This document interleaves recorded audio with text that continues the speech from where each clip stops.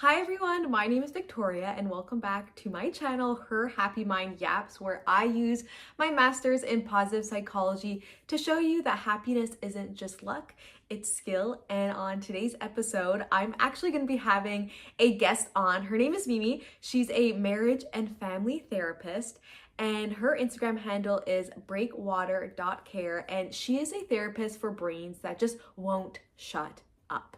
Okay, and I'm super excited to have her on. I have a bunch of questions to ask her, like, myths of overthinking, or what does overthinking and being overwhelmed do to your mind? And what are some tips when you are in that spiral of overthinking? And how can we calm relationships or calm our minds? And I'm gonna be talking more about how she got into being a therapist, what led her to get there, and also some tips that she can share with you guys if you are listening to this episode and you're like, oh my God, yes, I'm an overthinker. And I just came back from one of my talks at a private girls' school out here in Montreal, and I was telling them, I was like, not everyone speaks to themselves. And the girls were like, whoa, wait, I just thought like I was the one always talking to myself in my mind, or always overthinking in my mind. And I was telling them, like, I do that, but not every single human actually speaks to themselves like in their minds, just like how some people when they read a book they see words, and some people when they read a book they see like an image or a movie going through their brain. I'm that person that when I read a book I instantly have like movie pictures going in my brain, like what the characters would look like, but not everyone does that. So if you're an overthinker, if you're not an overthinker, if you know an overthinker, then this episode can be for you, could be for them. So don't forget to share and subscribe once you're done listening to this episode. Welcome back to Her Happy Mind. And on today's episode, like I said, we're going to be talking to Mimi, who is a marriage and family therapist. And I'm super excited to have Mimi on the show because when I went on her Instagram and I saw it's to, help brains kind of calm down or stop overthinking, or just kind of like she said, to shut up, I was like, Hmm. yes, this is something so amazing. So Mimi, welcome to Her Happy Mind. I'm super excited and grateful that you're here with us today. Thank you so much for having me. It's so nice to finally meet you. Yes, and that's what I love about social media is having people Mhm. like we have never met in real life. And then I was like, Yes. yes, this I have to reach out to her as scary as it is. And you're on the West Coast, I'm on the East Coast, but Hmm. that's why we love Zoom. That's why we love technology. So Right? thank you. And the first question I wanted to kind of dive into it first of when we talk about brains that won't stop talking or won't shut up, like what does that mean to you? Like for me, as on my, it's like just brains that overthink a lot. But as a Yeah. therapist, you kind of have like another meaning to someone's like, what does it mean for a brain that won't stop talking? The way I like to explain it is someone that's an overthinker. So a brain that won't shut up is, well, I should have done this, or what would have happened if I did that? And um, the way I like to explain it to clients too is it's a survival mechanism that you've learned from a very young age where you have to be overthinking. You always have to be thinking about the next step. But by having a brain that won't shut up, it's not allowing you to be present. So that's what we do a lot of in my practice, where we allow clients to understand the beauty in the present, and the more you understand of not living in survival mode but living in present mode. Okay, yeah. I That's great. And how do you help people? Because I'm sure when people come to, they may know they have like a busy, scattered brain, but Mhm. are they scared to feel like they'll be more overwhelmed or like open a can of worms? Is that like a fear for people that have like overthinking brains of like, what will people think or how will I react to when I start kind of spreading out all my thoughts? Well, I think it's probably the first time that they're actually thinking about themselves. Like, again, going back to the survival mode, um, I've noticed that a lot of clients that come from a survival mode mindset, they're always thinking about what are other people thinking. They're never actually questioning or getting curious about, well, what do I think? What do I want? What is something that will make me feel safe, not just with myself, but those around me? And along with that, I think we kind of dive into how culture plays a part, gender plays a part, socioeconomic plays a part. Um, and again, I think it's a great way for someone to just explore themselves and have the opportunity and the luxury to sit with themselves and not think about anyone else and just themselves. And having them model that in session, can hopefully help them do that outside. And would you say like an overthinker or someone who has that like loud brain is it's just gotten to a point because they kept thinking about other people or what other people thought that now it's just that's all they're conditioned to think about is like everyone else but themselves? Or is it something that they got when they were younger, or was it Mhm. like they were just born like that? Like how does someone get to that point where it's like, I can't do this anymore? Like my brain just won't stop. Yeah, that's a great question. The Mimi definition of an overthinker is someone that just doesn't trust themselves. So they have no sense of autonomy, whether that's growing up, like mom and dad told me what I should do, what I should be wearing, who I should be hanging out with, what I should be thinking. And also through that, maybe failure wasn't an option. So all they had to do was succeed in life, which again creates an overthinker to probably not want to try new things, probably want to stay in a routine. And in a routine, in a way, can be healthy, but we also have to understand that in life, nothing is routine. Like there's going to be things that happen, and how do you deal when things don't go your way? Are you an all or nothing person where, oh well, if my routine messes up, like I don't want to go out, or oh my whole day is ruined, or hey, can there be a sense of flexibility where, dang, this isn't going how it usually goes? What could I do to get back on track? They're so good. Okay, because I'm a school teacher, right? So I Yeah. deal with all these different kids' brains every single day. And being a Hmm. practitioner and me, I'm like, ooh, like there's like little things that I can like dissect or like, oh, maybe you're doing this because you're getting it from your parents or from your older sister Yeah. or your aunt and your uncle. And so it's just so interesting because as like parents or as parents, I'm not a parent yet, but we want Mhm. the best for our children, but sometimes by putting them in control or giving them our fear or putting, like you said, routines, like always being super busy, or if the mom Yeah. had a fear, like what would other people think of me, or I'm too scared to go out with my friends because maybe I don't look as good as them, or all these things. And then you think, Yeah. what is the child picking up on that? And so my brain always goes into like, what is the people around them picking up? And is Yeah. is there like a process where when someone is dealing with these racing thoughts that you're like, is there like a step where you're like, okay, they're starting to realize and this is like a win for them? Like when do they know, is it catching it like I'm an overthinker? Is that a win? Or when is it when they come to you? What's something that they can be like, okay, I'm actually changing? Because sometimes if Yeah. you're thinking so much, you don't know when you've started changing your thoughts. Yeah.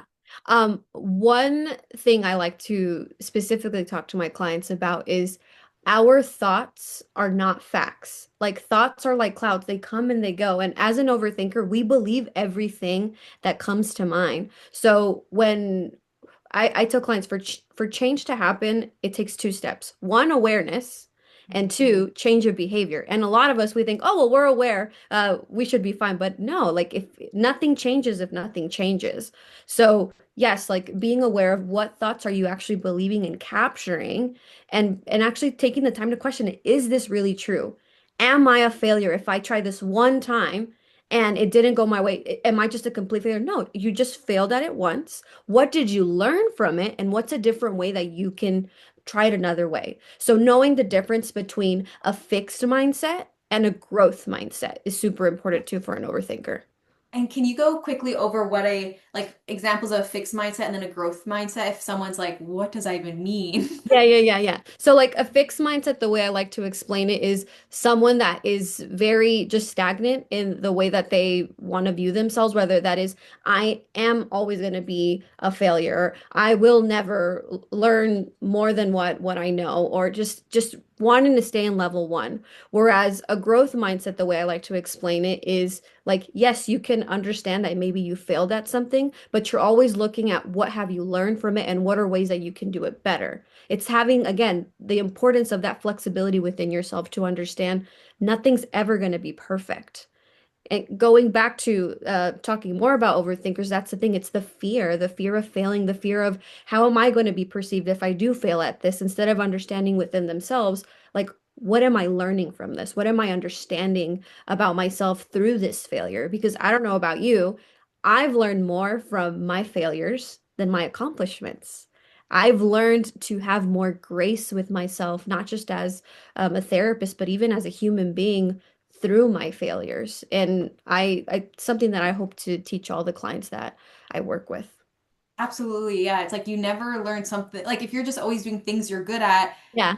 then you're just gonna keep kind of being the same person. But I remember I read so many personal development books and there's so many good like little nuggets in there. But one was like if you are always going as like the main person in the room, like if you're always like the smartest and the most outgoing in the room, like you need to get a bigger room Yeah. because you can't like sure it's fun once in a while if you're always the head person, I know what it is, but it's Mhm. also like, when was the last time you failed, or when was the last time that you were scared, or to send a It's message? Like I know when challenged. I reached out to you, I was like, oh my God, like what if she doesn't answer, or what if she doesn't, Oh, if she's like, well, no, I don't want to do it, like, but just try it anyways, because yes. like no isn't always a bad thing, but I think we kind of teach kids or teach adults like when you get a rejection, like I feel like that's still like I don't know, it's just like people are so scared of rejection when it's really Mhm. could help you build yourself like into a better mindset or what you Yeah. want to do.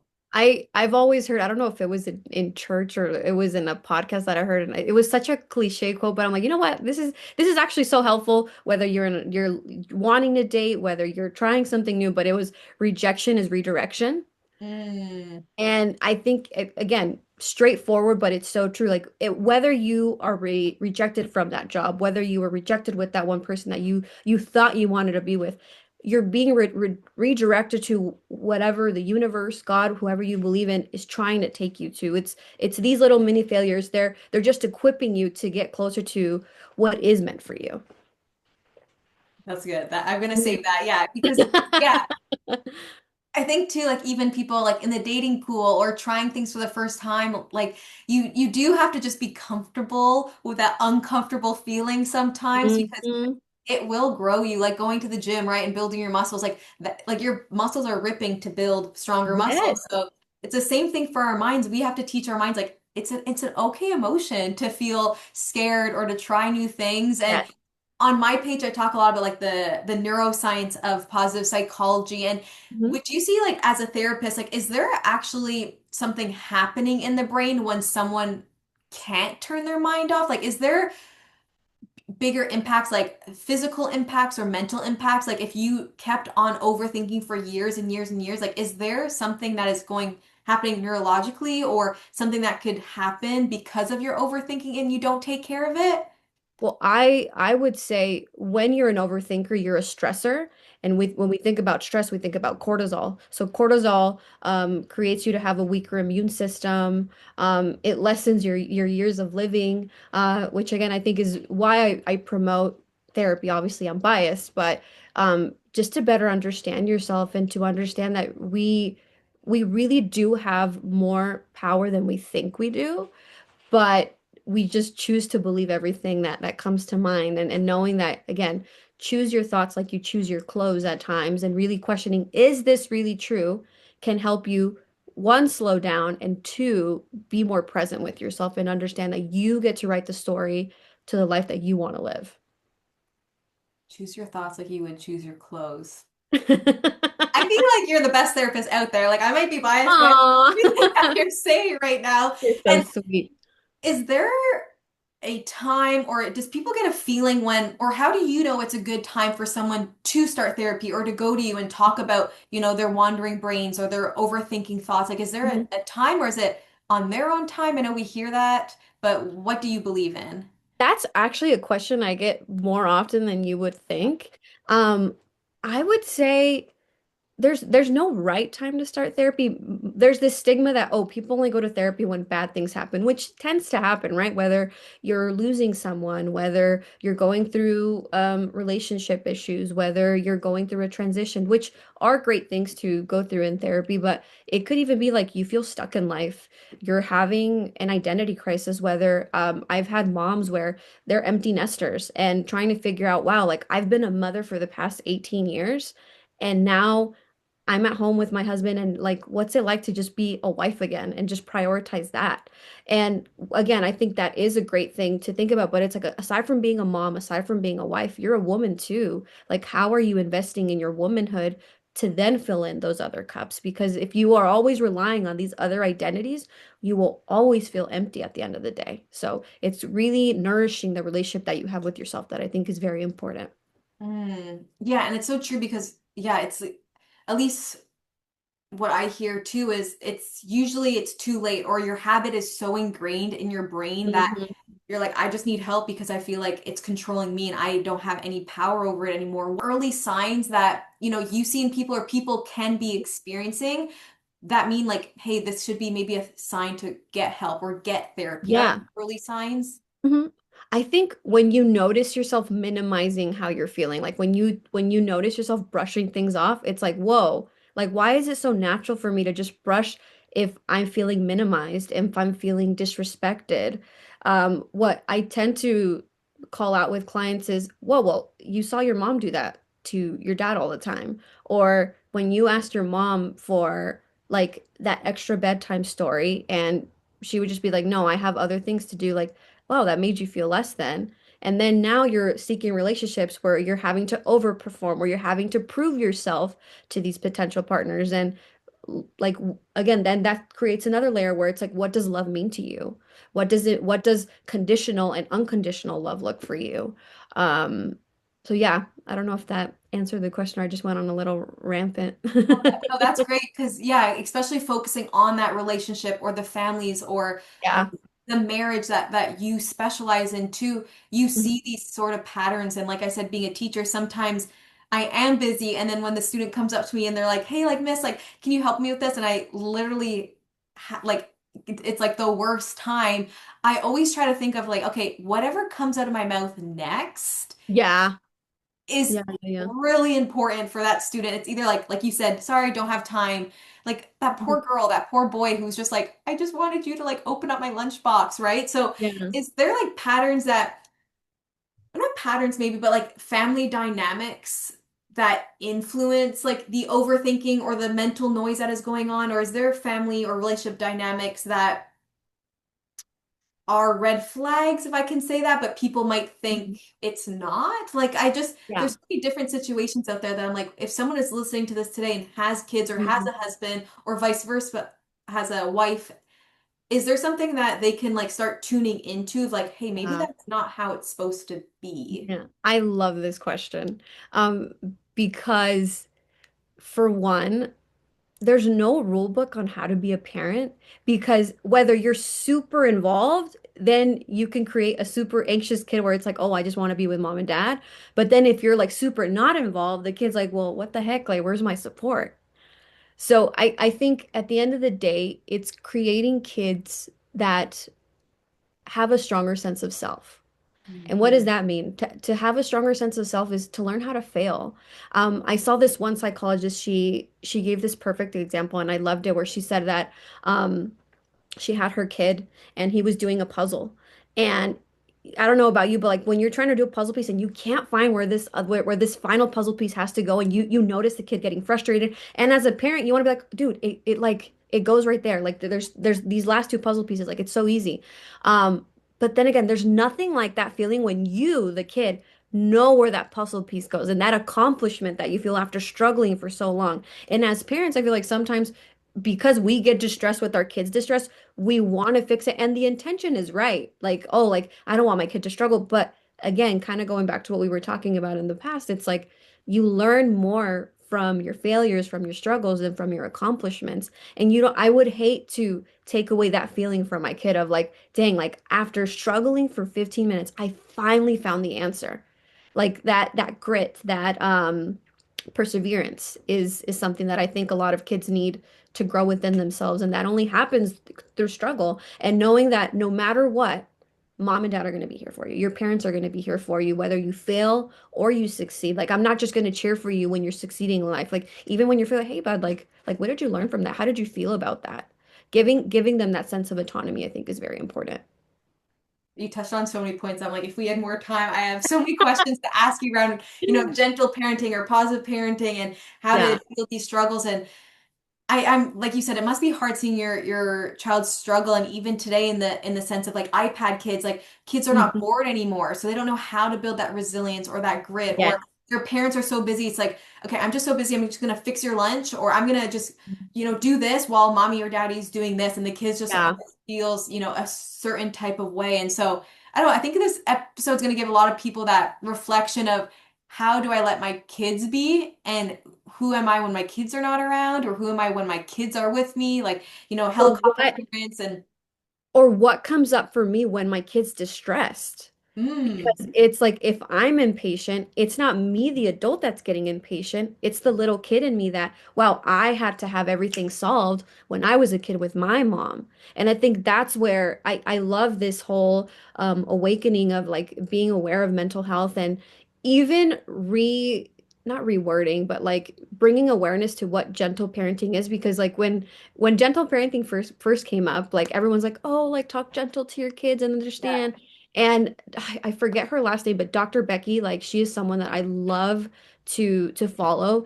And she calls it assertive gentle parenting, which is like I'm gonna get down to your level and I'm gonna hear you because your feelings are real and I want you to know that they're real, but it doesn't mean that you can't control your behavior. So like allowing them to um take our nervous system as parents and letting them know that like they can mimic what we're feeling. So if we're being patient like with them, they can learn to be patient with themselves, or they can learn that, hey, your anger is valid, but you throwing your crayons on the floor, like that's not.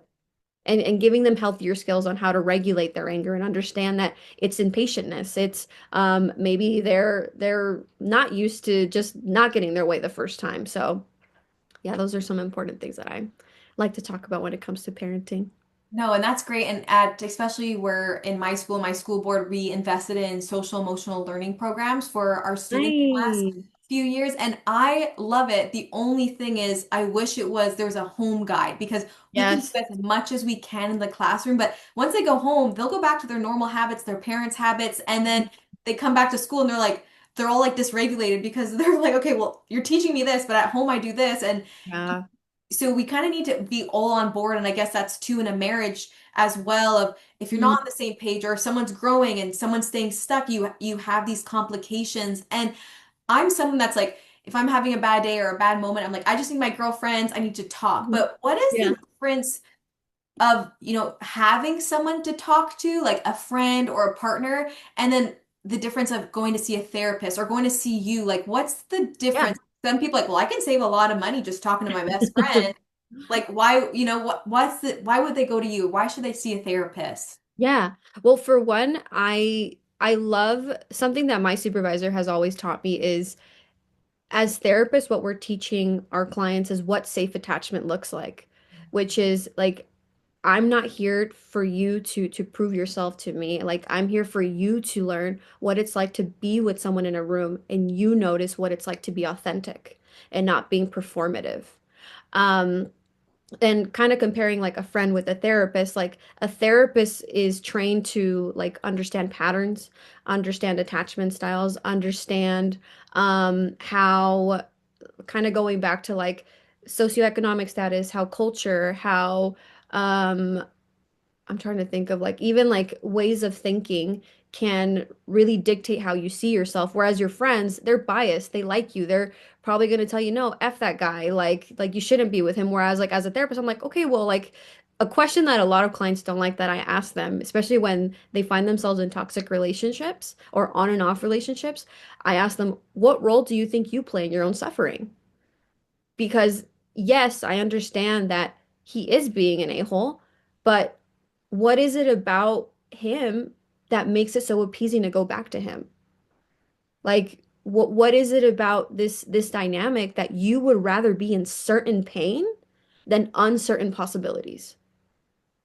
And having them sit with that discomfort, I don't know if that's something that a friend would tell them. And I tell them all the time, hey, I'm gonna take my gloves off and and we're going to talk about something. It's you prepare them, right? And I think that's the beautiful thing about therapy where you can like one build that rapport, but also like if there is what do we call it in therapy? Like if a client feels confronted, if they get mad with something I say, like there is that repair, right? Where I can check in with them, hey, like I noticed that when I said this, like you made a face or you went back, like I just want to check in with you, like how did that sit with you? And even through that, right through repair, you're helping them understand the healthiness in a dynamic of two people talking, and maybe something that I say isn't going to sit right with you, but I can I can confront you about it and say, hey, like if it didn't sit right with you, like let's talk about it. Don't act like everything's fine because it's obviously not. Mm, yeah, your friends want to have those hard conversations. Absolutely not. And yeah, and you're building that relationship too with your clients of just, I'm here no matter what you say, no matter what I say to you. And it's like building that, okay, like let's unravel these patterns or these habits together rather than you just carrying them and just thinking it's normal or it's not normal. But let's have that conversation of, what makes you keep going back? What makes you keep having those habits? Or Yeah. is it something that from your childhood? Is it just something that makes you feel comfortable when it's not? So yeah, it's just such good knowledge that you're sharing. And if there's someone, let's say that's like, or what's some tips that you give to your clients to help them calm their mind or regulate their nervous system when they first come speak to you? Is there something that you can give to someone? It's like, okay, when I am thinking these thoughts, like, do I pause? Do I reflect? Like, what is that kind of tidbit that you give to them if they are, Yeah. yeah, Usually with overthinkers, I'll do one of two things. One, I'll tell them to journal, so like just brain rot. And they're like, "Oh, me, well, what is that gonna help me?" Just do it. Just do it. Just do it for a week. yeah. But if they don't like to write, I'll tell them to go on their voice memos on their phone and just say everything and anything. There's something like neurological about that, and I will have to do more investigations on that about just actually letting it all out. Like I even think about like crying. People hate crying in sessions, but I tell them that is a physiological reaction of you releasing stress from your body. This is good. This is you allowing yourself to just be. This is authenticity that you are embodying here in therapy, where maybe out here or out in the world you're having to suffer in silence, where you're having to act like everything's okay when in all reality, like you're suffering. So what is it like to just allow yourself to just be and to allow someone to see you and not judge you? And again, that's just another example of safe attachment. Yeah, crying's a good one. I was just actually talking to a friend about this and I was like, I never cry. And I was talking to my therapist and she was like, just put on sad music. But I'm like, but for so long, I've been able to like, keep in my tears. So it's weird when I feel my Mhm. tears coming to actually let it out. So we've been working on that. She's like, just randomly cry or listen to movies. And I'm like, okay, like Yeah. we're trying it. But if you've done that for so long, right, it just Uh, feels foreign to you. And if is there certain journal prompts that you'd give to someone or just literally write down how you're feeling, write down how your day went, or is there I like prompts that you give? Yeah, so like I'll ask them like what's a feeling that I'm feeling like randomly through the day. And like how would I describe myself today? Like it's so random, but again, it's getting the client to get out of their head and really get curious. And some of them will be like, "Oh, well, I feel nice." I'm like, "Well, nice is not a feeling." So I'll send them like a feelings wheel and they'll see all these feelings that we have and really capture one and say, "Okay, like tell me a moment where you felt this." And what was that like in your body? And they're like, what do you mean? What does that like that in my body? I'm like, yeah, was it warm? Was it stiff? Was it heavy? Like if you were to put a color into it, what color would it be? And again, that's allowing them to stop being in their logical mindset and start getting more into their nervous system and learning more about like the somatic work that we can probably do. Absolutely. And is there something like as a therapist that you wish more people understood about their mind or nervous system when you keep it all in you or when you start releasing it? Like, is there anything you're like, yeah, when you start releasing your Hmm. over thoughts, like you feel this way or you feel this way or you start seeing life. Like, is there like a good little prompt that you can give people of like, yes, you will start feeling this way when you let go of your overthinking? Yeah. I wish people would try it more than once because it's not a one and done type of thing. Like it's a never-ending thing, I would say. But the more you allow yourself to feel, whether that's anger, whether that's sadness, whether that's loss, you unlock new pathways about yourself where you understand you're feeling this loss because of how much you loved. You're feeling this anger because you feel so alone. You feel so misunderstood. What would it look like to just sit in this moment and like visualize like this angry 8-year-old version of you and telling them like I see you. what does this 8-year-old person need right now to feel understood? And that kind of goes into like the internal family systems model that I kind of mix into my practice, um, which again, I love. I really, really love what I do. Yeah, I can definitely see that. And I think that's so important, right? Because when people are Mhm. like, I need to find the right therapist, and it's like I hear that all the time. It's like I can't find the right one. And it's like, never give up because there's people like you who, I can see invest so much of, yes, it's your job at the end of the day, but you genuinely love what you do. And Yeah. that's just so important. And I had another question I wanted to ask. Oh yeah, it was so you keep talking about last question, but you keep talking about like how there's like maybe it's the culture or the religion or the gender that affects Yeah. people differently. Is there like a culture or anyone like a like an avatar person where they're allowed to feel like their emotions, they're allowed to express their emotions? Because I feel like I know maybe talking like North America, we're Mhm. very reserved, or maybe that's like the I feel white. like we're all reserved to an Yeah. extent. Okay. That's like maybe like the Canadian, like, Caucasian side of me where I'm like, I Yeah. don't know, I feel like everyone that I meet is like very reserved. But I'm like, is there any cultures or people in the world where you're like, yeah, they're actually very open with their emotions? Have you discovered that? Like, Yeah, well, again, I live in Vegas, so I'm so blessed to what we call like live in a melting pot. Like I see so many different types of cultures, um, um, cultures obviously. And I've had the blessing of meeting so many different types of people. Obviously because I'm Spanish speaking, I meet a lot of Hispanics. So I work a lot with like Hispanic clients. I work a lot with first gen, which are like people that are raised from immigrant parents and kind of understanding like, okay, what I was raised with this culture, but like I'm Americanized, so like how can I learn to like figure out who I am? Um, but then again, I'll work with white people and they'll be like, "Oh, well, I feel like I'm privileged to be like being here and like who am I to complain about anything? Like I'm living such a good life." I'm like, "Yeah, but again, you're still allowed to figure out what it is that you want in life if you're feeling stuck." Like I don't know, everyone is going through their own thing, and I think as a society, I wouldn't even say like as a culture, we shame people for feeling. I think about like growing up, like I was known as the sensitive one. Like I would cry about everything. Like if I saw a commercial with a dog, I would start crying. If a friend made me a card, I would start crying. And now the older I get and the more I've been able to reflect on that, I was embarrassed because I was made fun for that. But little did I know how beautiful it is that I was so connected to my feelings as a kid that I was able to like have a physiological reaction where I felt every emotion. And now as an adult, I'm allowing myself to feel, and whether that's I cry 2 or 3 times a day, and I'm like, wow, like how beautiful and what an honor it is to be human and to have the privilege to feel. wow. Yeah, everyone is going through something. It's Mhm, so true. Like mhm, whether it's like a family thing, whether it's a society thing, whether like it's a culture thing, or whether it's mhm.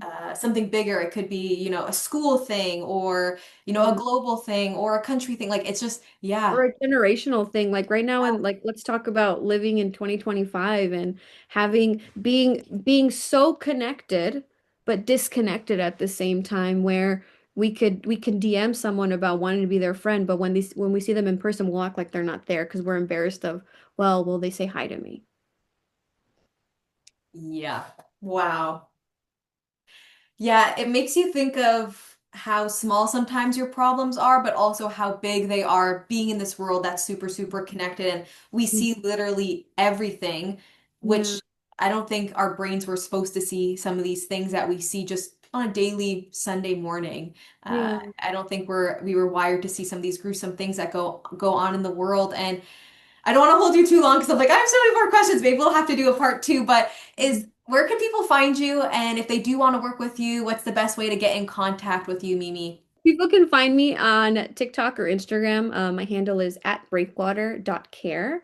Or if not, you can go on my website, which is www.breakwatercare.com. And you are more than welcome to do a 15-minute free consultation if you are wanting to work with me. But yeah, thank you so much for having me, Victoria. It was so nice to finally talk to you. Thank you. And thank you everyone for watching, and I'll catch you on the next episode. Bye.